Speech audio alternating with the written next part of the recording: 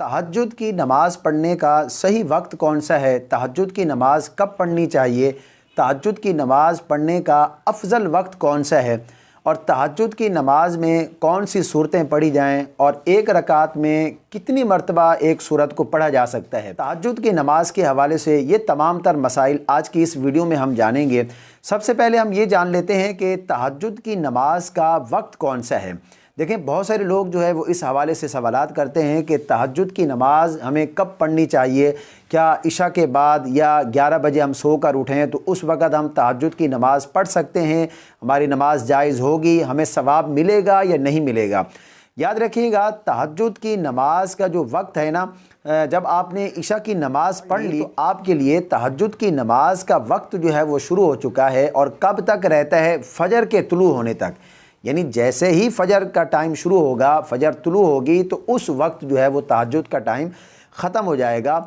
फजर के तुलू होने से पहले पहले, सुबह सादिक के तुलू होने से पहले पहले जो है आप रात के किसी भी हिस्से में तहज्जुद की नमाज़ पढ़ सकते हैं। आपकी नमाज़ बिल्कुल दुरुस्त होगी। मिसाल के तौर पर आप इशा की नमाज़ पढ़ के सो गए, आप रात को 11 बजे उठे, आप रात को 12 बजे उठे, आप उस वक़्त भी तहज्जुद की नमाज़ पढ़ सकते हैं। आपके लिए तहज्जुद की नमाज़ का वक्त हो चुका है, आप पढ़ सकते हैं।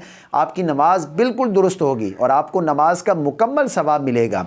हाँ, अब तहज्जुद की नमाज़ पढ़ने का अफजल वक्त कौन सा है और किस वक्त में हमें पढ़नी चाहिए, तो इसके बारे में उलमा ने लिखा है कि तहज्जुद की नमाज का जो अफजल वक्त है ना, वो सहरी का जो वक्त होता है, जिसे रात का तीसरा पहर कहते हैं, आखिरी पहर कहते हैं, तहज्जुद की नमाज़ पढ़ने का ये अफजल वक्त है।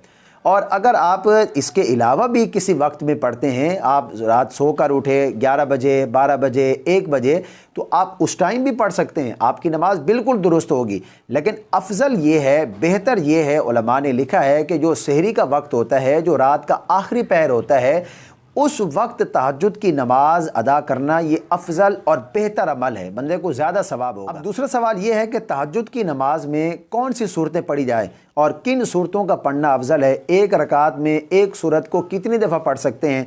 बहुत सारे लोग ये सवाल करते हैं कि क्या तहज्जुद की नमाज में सूरतुल इखलास पढ़ सकते हैं या नहीं पढ़ सकते। बिल्कुल पढ़ सकते हैं। सूरतुल इखलास को एक रकात में कितनी दफ़ा पढ़ेंगे? 8 दफ़ा पढ़ेंगे, 4 दफ़ा पढ़ेंगे या कितनी दफ़ा पढ़ेंगे? देखिए, तहज्जुद की नमाज़ जो है ना, ये नफिल नमाज है और नफिल नमाज में आप कोई भी सूरत पढ़ना चाहें आप पढ़ सकते हैं। वैसे भी हर नमाज के अंदर आप कोई भी सूरत पढ़ना चाहें आप पढ़ सकते हैं। तहज्जुद की नमाज के लिए कोई ख़ास सूरतें नहीं हैं, ना ही इसका कोई ख़ास तरीका है। जिस तरह आप आम नमाज़ पढ़ते हैं, आप उसी तरह तहज्जुद की नमाज़ पढ़ेंगे और इसमें आपको जो भी सूरतें याद हैं आप पढ़ सकते हैं। क्या तहज्जुद की नमाज में सूरतुल इखलास को पहली रकात में 8 दफ़ा पढ़ेंगे या 4 दफ़ा पढ़ेंगे? देखिए, इसमें कोई कैद नहीं है। अगर आप तहज्जुद की एक रकात में सूरतुल इखलास को 1 मरतबा पढ़ते हैं तब भी आपकी नमाज़ दुरुस्त होगी, 8 दफ़ा पढ़ते हैं तब भी आपकी नमाज़ दुरुस्त होगी। इसमें कोई तादाद मुतय्यन नहीं है। आप कोई भी सूरत जितने दफ़ा भी पढ़ें नफिल नमाज के अंदर आप पढ़ सकते हैं, तकरार कर सकते हैं सूरतों का। एक सूरत को आप 8 दफ़ा पढ़ें, 10 दफ़ा पढ़ें, आपकी नमाज बिल्कुल दुरुस्त होगी। आपको तहज्जुद की नमाज का मुकम्मल सवाब मिलेगा। मैं उम्मीद करता हूँ तहज्जुद की नमाज का ये अहम मसला आपकी समझ में आ गया होगा। इस क्लिप को अपने दोस्तों के साथ शेयर कीजिए ताकि वो भी इस कन्फ्यूज़न का शिकार हैं तो वो भी अपनी गलत फहमी को दूर रखें।